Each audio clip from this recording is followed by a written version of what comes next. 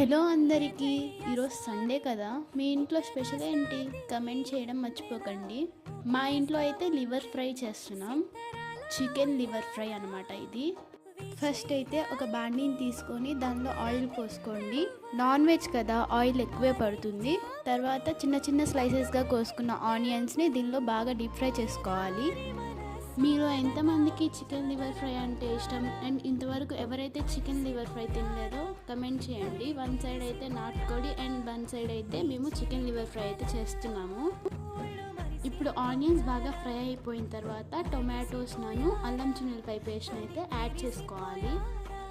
తర్వాత బాగా మిక్స్ చేసుకోవాలి. మేమైతే ఫ్లేవర్నెస్ కోసం కొత్తిమీర పుదీనా అయితే యాడ్ చేసాము. ఇది జస్ట్ ఆప్షనల్ మాత్రమే. యాడ్ చేసుకుంటే యాడ్ చేసుకొని, లేదంటే లేదు. టమాటాలు మగ్గాలి కదా, అందుకని చెప్పేసి కొంతసేపు లిడ్ పెట్టేయాలి, అంటే వదిలేయాలి దాన్ని కొంతసేపు. నాటుకోడి కర్రీ కూడా ప్రిపేర్ చేసామని చెప్పాను కదా, ఆ వీడియో అయితే మిస్ అయింది, కాబట్టి మళ్ళీ చేసినప్పుడు పెడతాను.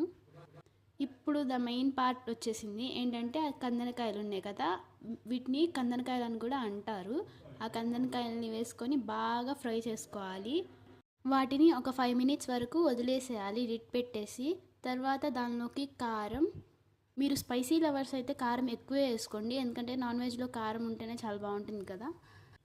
నెక్స్ట్ పసుపు అండ్ ఉప్పు, ధనియాల పొడి, గరం మసాలా అన్నీ యాడ్ చేసుకున్న తర్వాత లాస్ట్లో కొబ్బరి పొడి కరివేపాకుని యాడ్ చేసుకోవాలి. కొబ్బరి పొడి అనేది చాలా మెయిన్ అనమాట దీనిలో.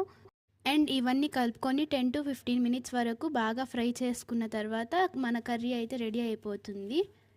మీకు ఏమైనా రెసిపీస్ కావాలంటే కమెంట్ చేయండి, నేను చేయడానికి ట్రై చేస్తాను. వీడియోకి కమెంట్ చేయడం మాత్రం మర్చిపోకండి. లైక్ చేయండి, షేర్ చేయండి, సబ్స్క్రైబ్ చేసుకోవడం మాత్రం మర్చిపోవద్దు.